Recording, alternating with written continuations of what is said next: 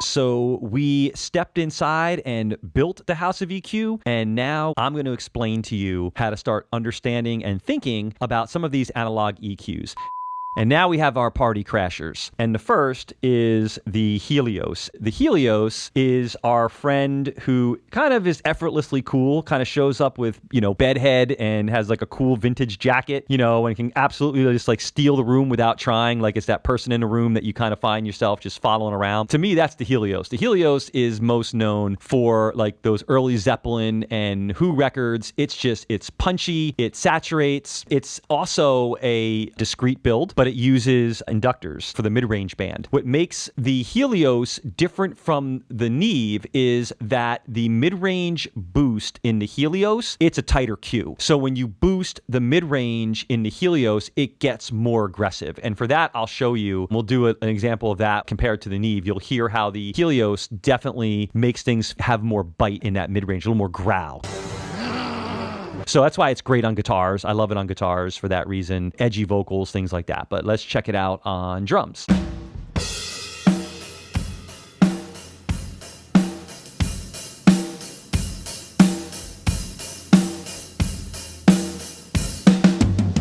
So I love Helios EQs, and as you can hear from the discrete build, we're getting that nice kind of tightened up low end, and then we're not getting the cymbal grab that we did, for example, with the API. It's brighter and a little kind of grittier, but let's listen to it compared to the Neve.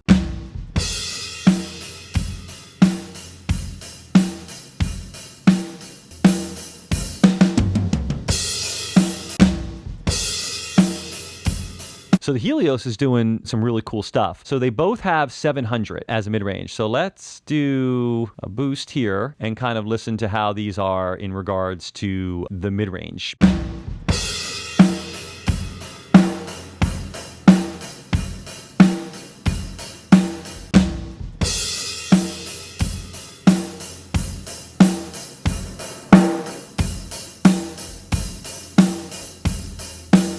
Let's go up a little higher. We can really kind of hear it barking around 3.2, 3.5. Here's the Neve.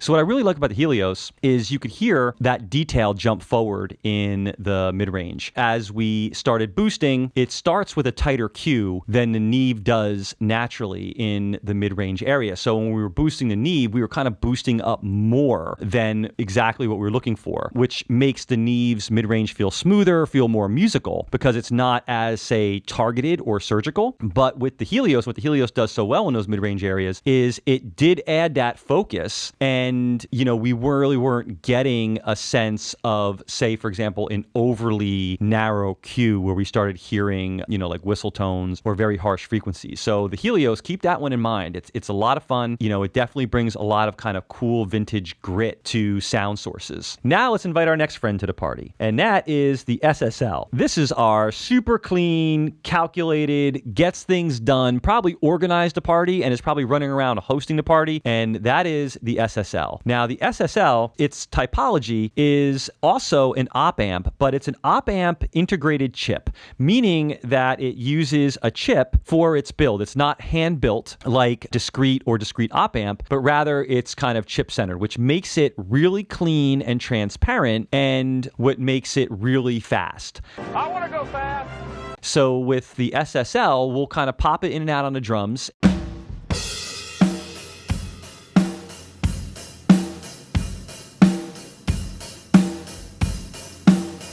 Not a whole lot, right? Kind of pretty transparent, pretty similar to the Pultec. What you see is what you get. We're not getting a whole lot of extra artifacts. We're definitely not getting any secret sauce without having the EQs engaged. It's just clean, and it kind of does what you want it to do. It's no frills. Let's actually compare the SSL to the Pultec.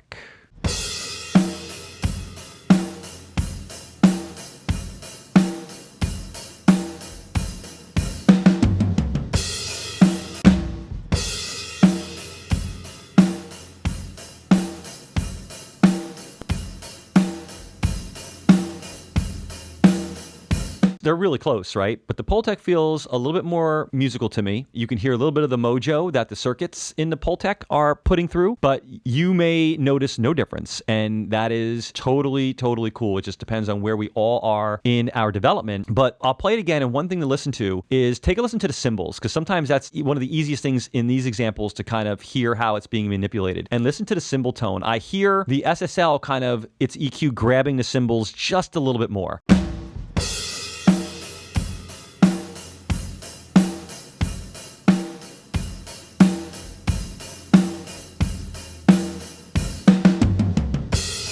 The Pultec kind of puts a little bit more air on top of it, where the SSL, it feels like I'm not getting the extension above the cymbals, that air above it. It brightens it, but it doesn't give it that kind of open musicality that I'm hearing from the Pultec. But I would not be losing sleep if I had to use this to EQ my drums. And now our last friend to the party, and that is our friend who is probably wearing the brand new Air Jordans and the latest items that are hottest in fashion, is totally up on current trends. That is the Maag EQ, which is also an op amp. It has fixed bands for us, but it's also going to be, kind of built the same way in SSL is, but different features and different functions. We have this air band, which is something that a lot of people, when they talk about this EQ, they focus on first. They call it kind of like the magic band because of the lift that you can get. So for this example, because we just don't have any of the real similar frequencies that the other ones do, I kind of just popped in a 160 hertz boost and then a 10K air band. And let's kind of listen to what the Maag does to the drums.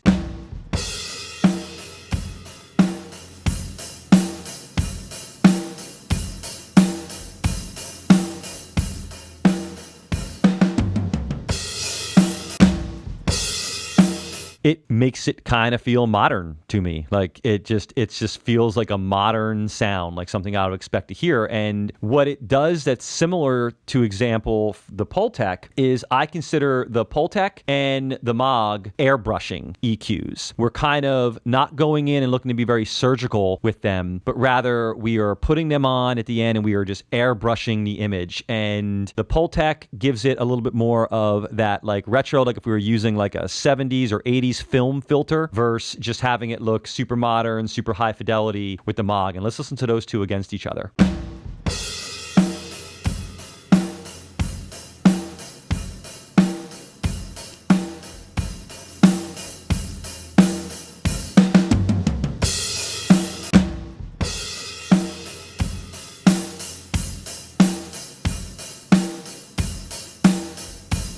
The thing that you may notice is when I wanted to get the brightness from the Pultec that I was getting from the Maag, and as I started to crank up the boost here, the complexion of the snare drum changed. I was able to get the brightness and get that, that kind of top end air that the Maag was doing, except without some of the detail. It felt like I was losing a little bit of detail, and that's what you get from, vintage hand-built transformers, things that aren't designed to be super clean, super fast, and super accurate. You start getting almost like a contextualized image of what it is. And that's what we also hear is warm and vintage and cool. So it just depends. If you're trying to make a modern record, you need to use modern toys. If you're trying to have, some classic vibe or vintage vibe to what you're doing, then you probably want to select some of those tools. But listen again to the snare drum with these. So I will start where I was with the Pultec. And then when I bring the Pultec up to try to match the brightness of the Maag, listen to how the snare drum changes.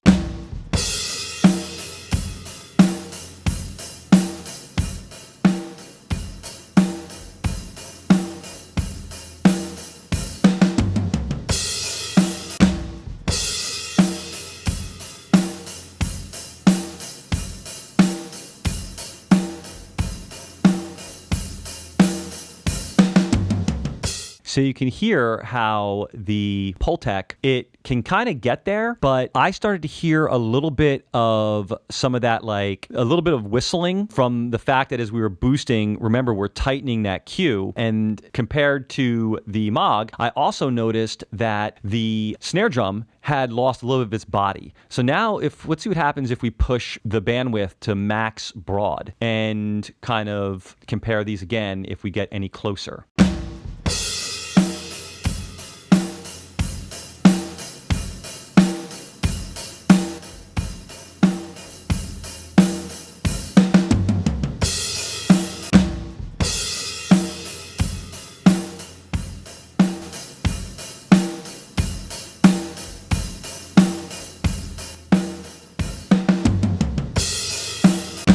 So we were able to get a little closer, and you can actually, which is really fun, you can still clearly hear the mojo that each unit brings to the drum, mix itself. I'll rifle through all these for you one last time, but before I do, today's point again is that there's no right or wrong answer, but as we've learned with being able to control EQ with different sets of parameters based on the analog modeled EQ we're using, it can tonally impact whether it's just an individual instrument source or, a mix in general. And I hope that what you found useful today was just understanding a little bit about the characteristics, the natural inherent characteristics of these EQs, that if you're going to select an analog EQ for something, that this helps give you a launching point that helps you match the vibe to the source, and that you don't select an EQ that might not work great for what you're doing, and that, one of these other analog EQs might have been a better spot. But even that, in my opinion, is totally subjective, because if you pop on a Pultec and try to somehow,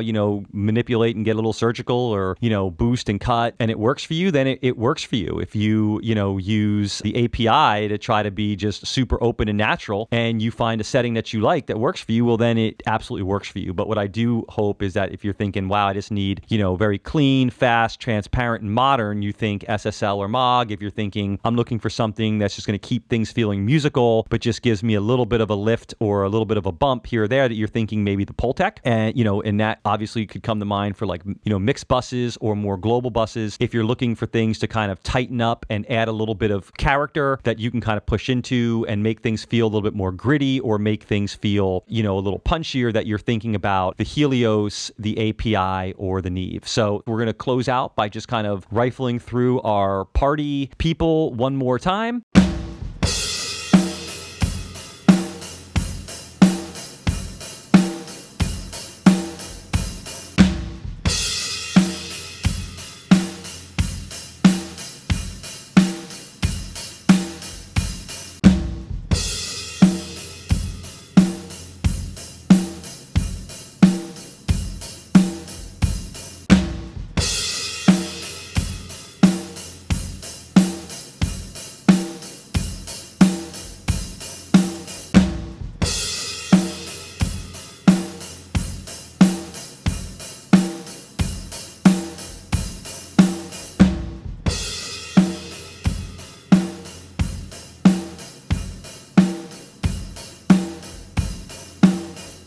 I would love it if you dropped in the comments below if you had a favorite EQ, or if you have any questions on anything we talked about. This was, as always, a fun experiment for me. I appreciate you all hanging in there as I kind of fly by the seat of my pants. It's also filled me with a bunch of new ideas and inspirations for ways to utilize these EQs in both creative and also unconventional fashion. So have fun mixing, my friend, and I will see you next time. Take care.